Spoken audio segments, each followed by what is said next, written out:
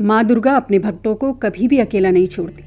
हर गुजरते पल पर अपने भक्तों का ख्याल रखती हैं और खुद जितना वो भक्त अपने इस जीवन के बारे में जानता है, उससे ज़्यादा वो असीम शक्ति उस भक्त के बारे में जानती है। तो दोस्तों, जो माँ हमें इतना कुछ दे रही है, जो हमें खाक से उठाकर अपनी आँखों का तारा बना देती है, उस माँ के बारे में हमें कुछ बातें ज़रूर पता होनी चाहिए, क्योंकि ये बातें, ये ज्ञान, ये व्याख्याएं, ये वर्णन, ये हमारा एक तरीका होता है माँ को अपना लगाव और स्नेह उनके प्रति बताने का, और कितना खास स्थान वो हमारे जीवन में रखती हैं ये बताने का। हर भक्त जानता है कि माँ दुर्गा की सवारी शेर है, लेकिन उस शेर के पीछे की कहानी क्या है आज हम जानेंगे, क्योंकि माँ को संपूर्ण रूप में अनुभव करने के लिए उनको संपूर्ण रूप में जानना अति आवश्यक है, वरना माँ का दर्शन आपकी आंखें न कभी स्वीकार कर पाएंगी और ना समझ पाएंगी।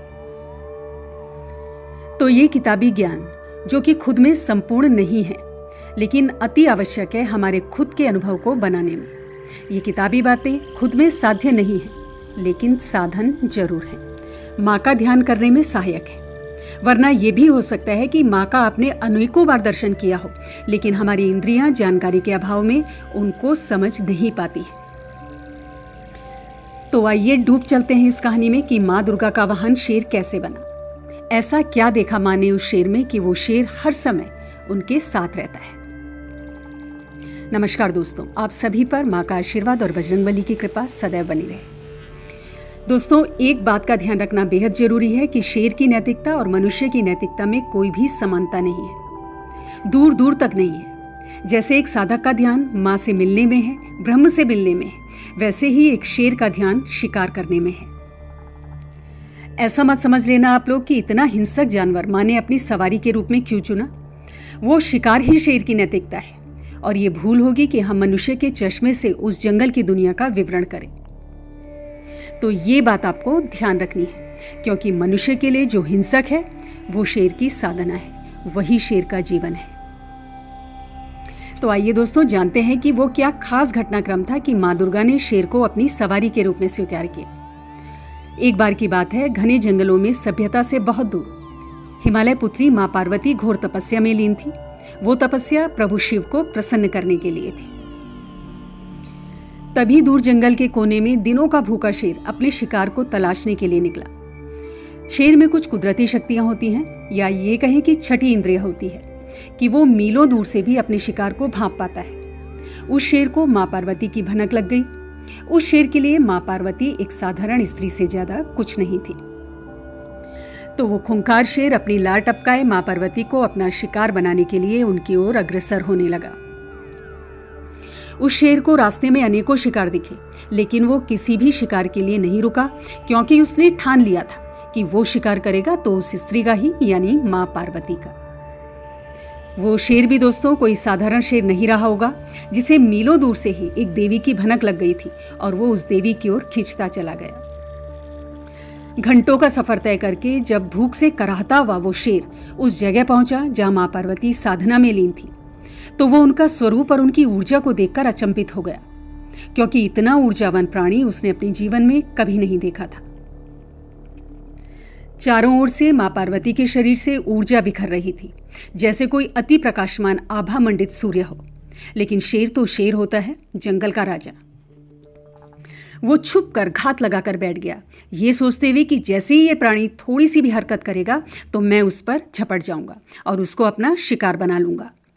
यहाँ दोस्तों दो साधकों की दौड़ थी।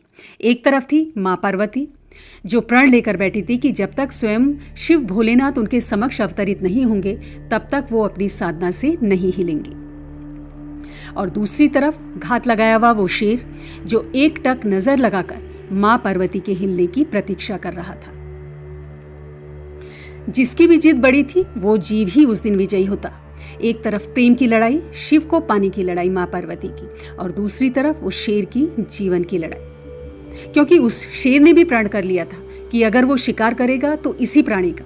वो शेर की जिद थी अपने मकसद को पाने की, जिद जो उसके जीवन से भी उस वक्त बड़ी हो चुकी थी। दोस्तों, कहानियों में कहा जाता है कि यही परिस्थिति हजारों वर्षों तक रही और वो शेर माँ की ऊर्जा में कुछ इस प्रकार आ गया, इस प्रकार माँ के रंग में मिल गया कि माँ का लक्ष्य और उस शेर का लक्ष्य एक दूसरे के विपरीत न रहकर एक दूसरे का पर्याय बन गए। और वो हिंसक खूंखार जीव जो किसी भी प्राणी से प्रेम संबंध नहीं बना सकता, वो उस माँ का भक्त बन गया उनकी तपस्या और साहस को देखकर। क्योंकि इन हजारों सालों में जो गुजरे, उस शेर ने अनगिनत दहाड़े मारी जिनसे पूरा जंगल कांप उठता था, लेकिन माँ पार्वती का ध्यान उनकी साधना नहीं टूटती थी। माँ की ऊर्जा का प्रभाव उस शेर पर पड़ना निश्चित था और एक जंगली हिंसक जानवर शांत हो चुका था, माँ की ऊर्जा में बन चुका था, जिसके कारण उसको शिकार की जरूरत ही नहीं रह गई थी, क्योंकि उसको माँ पार्वती से ऊर्जा मिल रही थी। जल्द ही वो समय आया जब शिवजी माँ पार्वती की तपस्या से प्रसन्न हुए और माँ पार्वती के समक्ष प्रकट हुए। उस स्त्री का लक्ष्य उसके समक्ष खड़ा था जिसे उसने जीत लिया था। दोस्तों, किसी भी स्त्री की संकल्प शक्ति पुरुष की संकल्प शक्ति से 1,00,000 गुना ज्यादा होती है, और ये बात वो शेर अपनी आंखों से अपने आगे देख रहा था। और प्रभु शिव के वहां उपस्थित होने के बाद वो शेर समझ गया था कि ये कोई आम स्त्री नहीं है, ये वो ऊर्जा है जिसकी शक्तियों से ये दुनिया, ये पूरी सृष्टि गतिशील होती है। माँ पार्वती को हर वक्त ये बोध था कि वो शेर उनकी घात लगाए बैठा है, लेकिन माँ पार्वती को उस शेर में एक हिंसक जीव नहीं दिखा, बल्कि एक तपस्वी, एक साधक दिखा, एक संकल्पवान जीव दिखा, जिसकी संकल्प शक्ति के आगे जीवन और मृत्यु का चक्र बेबस था। और उस शेर ने भी अपना लक्ष्य हासिल कर लिया था, माँ पार्वती। कुछ दूसरे पर्याय में, यानी कि माँ पार्वती को अपना शिकार ना बनाकर, अपितु माँ पार्वती की सवारी बनकर, क्योंकि माँ पार्वती ने उस शेर की अपने लक्ष्य के प्रति अपने समर्पण और लगाव को देखकर प्रसन्न होकर उसे वरदान दिया कि जहां माँ दुर्गा होगी वो शेर हर वक्त और हर जगह माँ दुर्गा के साथ मौजूद होगा, उनकी सवारी बनकर। दोस्तों, वो शेर अपनी भूख प्यास और अपना डर भूल चुका था। अपनी इस साधना में वो इतना लीन था जैसे हर वो महान भक्त लीन हुआ है जिसे उसके इष्ट मिले हैं। तो दोस्तों, इससे ये प्रकट होता है कि जो भी भक्त अपनी साधना में डूब जाएगा, चाहे वो किसी शेर की तरह शुरुआत गलत मानसिकता से कर रहा हो, किसी को नुकसान पहुंचाने की मानसिकता से कर रहा हो, लेकिन समय बीतते बीतते साधक का रूपांतरण होना निश्चित है, उसे प्रभु मिलना निश्चित है। बस शर्त यही है कि समर्पण हो अपने लक्ष्य के लिए। तो दोस्तों, ये है वो रोचक कहानी कि माँ दुर्गा की सवारी शेर क्यों है। अगली वीडियो में मैं बहुत जल्द आपसे मिलती हूँ। तब तक के लिए आप अपना ध्यान रखें, स्वस्थ रहें, खुश रहें, मस्त रहें। जय माता दी, जय बजरंगबली।